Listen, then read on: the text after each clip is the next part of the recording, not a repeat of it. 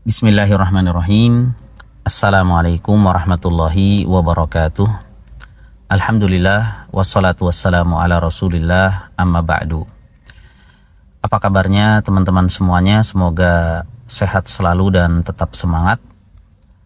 Kita sudah sampai di hari terakhir dalam seri pembahasan adab menuntut ilmu Al-Quran. Setelah kita membahas 12 adab sebelumnya, hari ini insya Allah kita akan menutup dengan 3 adab terakhir yang tidak kalah penting.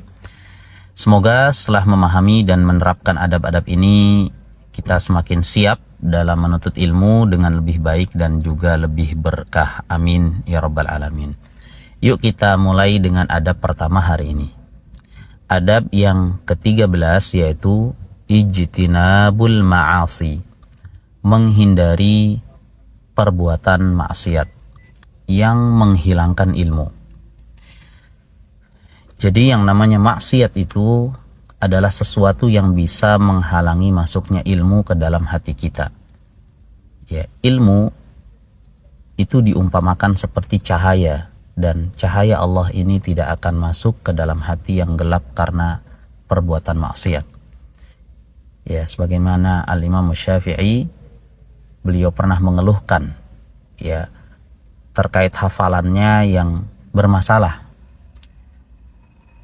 dan guru beliau yang bernama Al-Imam Waqi' Ibnul Jarrah rahimahullahu ta'ala memberikan wasiat kepada beliau agar meninggalkan perbuatan maksiat.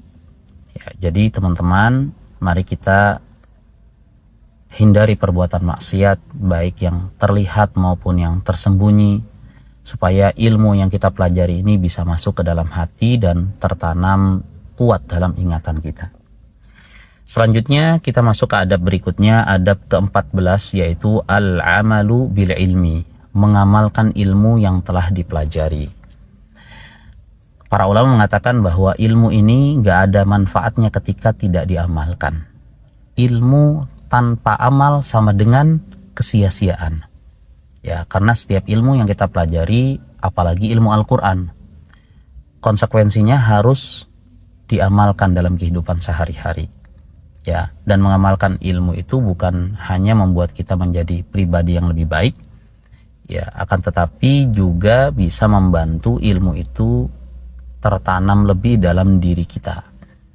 Ya, jadi jangan kita biarkan bahwa ilmu ini hanya sekedar teori aja. Jadi pastikan ilmu itu kita praktekkan dan bermanfaat bagi diri sendiri dan juga orang lain. Kemudian terakhir ada satu adab juga yang penting yang harus selalu kita ingat, yaitu hifdzu sum'ati makani ta'allum. Ya, menjaga nama baik tempat kita belajar.